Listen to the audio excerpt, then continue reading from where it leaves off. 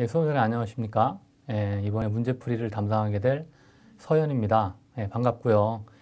여러분들 뭐 행정학 공부하기 어려우시죠? 예, 근데 다행이죠. 왜냐? 저를 만났거든요. 예, 제가 어쨌든 여러분들 쉽게 행정학을 고득점할 수 있도록 해드리겠습니다. 자, 우리가 이제 이번 시간에 할 내용은 기본적으로 행정학의 기초이론 중에서 첫 번째 제1편 문제를 푸는데 여러분들이 이제 뭐 기본적으로 시험이 얼마 안 남았기 때문에 문제풀이에 좀 비중을 줘야 되겠죠. 그리고 이제 나중에 또 기본 강의가 올라갈 텐데 그 기본 강의하고 문제풀이를 같이 병행하시면 여러분들이 아마 좋은 결과 얻을 수 있을 겁니다. 아시겠죠? 자, 그래서 행정학에 대한 공부 방법이라든지 그런 것들은 제가 기본 강의할 때 또 자세히 설명드리도록 하고 오늘은 이제 문제풀이 중점으로 나가도록 하겠습니다. 보시면은 여러분들 그 교재 보시면 지금 1번부터 쭉 번호가 되어 있고 그 앞부분에 OX 문제가 있거든요. 근데 이 OX 문제는 뭐 아시다시피 넘어가고 스킵하고 여러분들이 풀어보시고 혹시라도 어려우신 부분이 있죠. 그런 부분들은 나중에 그 시대고시 홈페이지 있죠. 그 사이트에다가 질문하시면 되겠습니다. 알겠죠? 자, 일단 1번부터 보도록 합시다. 첫 번째 문제풀이는 제가 간단하게 몇 가지만 설명을 해드릴게요. 문제풀이 요령. 뭐 요령이라 할 것 있겠죠, 분명히. 보시면 제일 첫 번째 가장 중요한 게 뭐냐면 문제를 잘 읽어야죠. 이 문제를 어떻게 정확히 읽는다. 그죠? 정확히 읽지 않아서 틀리는 경우가 많습니다. 여러분들 보통 한두 문제 차이로 떨어지잖아요. 근데 문제 잘못 읽어서 떨어져 봐. 얼마나 아까울까요? 그죠? 그러니까 문제를 잘 읽어야죠. 특히 읽을 때 문제는 정독을 하는데 반드시 중요한 건 이게 맞는 건지 틀리는 건지 이걸 파악해야 되겠죠. 그렇죠? 네, 그래서 가급적이면 문제에다가 맞는 거면은 동그라미를 크게 해주시고, 네, 그죠? 틀리는 거면 어떻게 하겠습니까? X를 하면 되겠죠. 이렇게 빨간 걸로 한번 해볼까요? 빨간색. 맞는 거는 파란색으로 하고 빨간색, 그죠? 그다음에 이거 파란색으로 하면 되겠네. 맞는 거 이렇게. 실제 이렇게 문제를 정확하게 읽고 이게 맞는 건지 틀린지 알아는 게 중요하고요. 두 번째는 지문을 볼 때 어떻게 봅니까? 그죠? 지문에 이런 여러 가지 단어들이 있습니다. 특히 나열식으로 되어 있는 거 있죠. 뭐 신행정학의 특징 중 올바르지 않는 거 쭉 나온단 말이에요. 그죠? 과학성, 뭐 이렇게 기술성 쭉 나오면 이렇게 나열식으로 되어 있는 거 있죠. 이렇게 나열식으로 되어 있는 거는 분명히 주의하셔야 됩니다. 왜냐하면 요 중에 하나가 이상한 놈이 하나 들어가 있어요. 잘못된 게 하나 들어가 있다는 거지. 이렇게 나열식으로 되어 있는 거. 그래서 특히 지문 중에 이렇게 나열식으로 되어 있는 거는 꼭 주의하시고요. 또 하나 이런 표현들이 있죠. 반드시, 그죠? 뭐 반드시라든가 또는 뭐 절대, 모두 이런 단어들은 거의 틀렸다고 봐야 되겠죠. 왜? 우리 지금 행정학이라는 건 분명히 사회과학입니다. 그래서 사회과학이라는 거는 상대적이죠. 그렇기 때문에 일부 예외를 빼놓고는 거의 그죠? 모두, 절대 이런 부분은 없습니다. 자, 그리고 또 하나 제가 중요한 거 말씀드리는데 최근에 이렇게 박스형 문제가 잘 나와. 박스형 문제. 그죠? 뭐 기역, 니은, 디귿 이렇게 나열이 돼 있죠. 그럼 이런 박스형 문제는 어떻게 푸시냐면 자, 다음 보기 중 맞는 것을 골라라. 그죠? 돼 있겠죠? 그럼 어떻게 푸냐면은 일단 거꾸로 푸는 게 더 빨라요. 왜냐면 지문을 읽다가 틀리는 게 나온단 말이에요. 기억 맞았죠? 니은이 틀렸으면 틀린 걸 이 지문에서 있죠.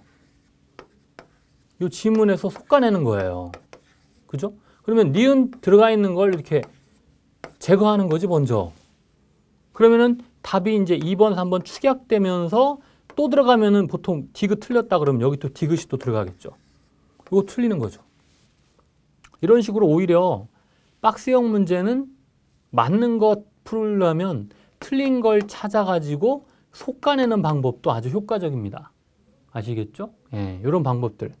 제가 이제 또 문제풀이 하다가 자세한 사항들은 또 차후에 설명드리도록 하고 이 정도 내용들 여러분들이 염두에 두시고요. 문제를 정확히 읽는 게 가장 중요합니다. 아시겠죠? 자, 본격적으로 문제를 들어가도록 합시다. 1번부터 보도록 합시다. 이 1번 문제는 약간 심화 문제인데 행정학의 접근법과 학문적 성격을 기술성과 과학성, 특수성과 보편성, 가치 판단 불가피와 가치 중립성으로 나눌 때 서로 비슷한, 즉 연관된 것끼리의 조합이 올바른 것은, 그죠? 네, 올바른 것. 자, 보시면 1번에 기술성, 보편성, 뭐 가치 중립성 등이 나와 있습니다만 일단 가장 중요한 거는 이게 뭐냐면 행정학의 성격이에요.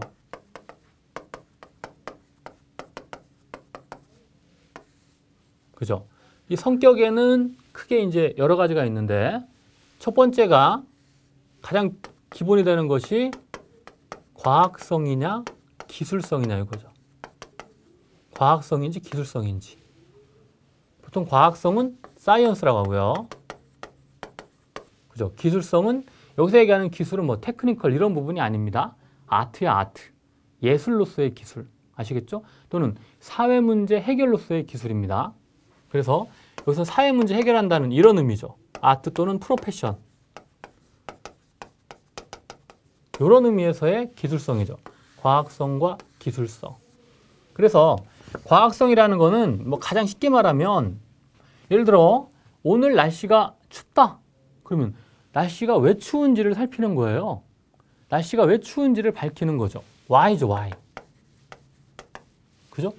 반면에 기술성이라는 거는 추우면 어떻게 해야 돼? 그렇죠. 따뜻하게 해야지. 어떻게 하면 따뜻하게 할 것인가? 요거죠. why하고 how. 그러다 보니까 본격적으로 자, 이 과학성이라는 거는 이 why를 밝히기 위해서는 사실을 우리가 판단해야 되겠죠. 사실. 팩트랑 관련되죠. 팩트. 그리고 기술성이라는 거는 그죠. 어떠한 사회 문제에 대한 이게 처방성이거든요. 이걸 다른 말로 쉽게 얘기하면 프리스크립션이에요. 처방성. 즉 날씨가 추우면 어떻게 따뜻하게 할 것인가 이 부분이죠. 그죠? 그래서 이 부분을 우리가 가치와 관련되어 있다고 봅니다. 가치, 밸류죠, 밸류. 이렇게.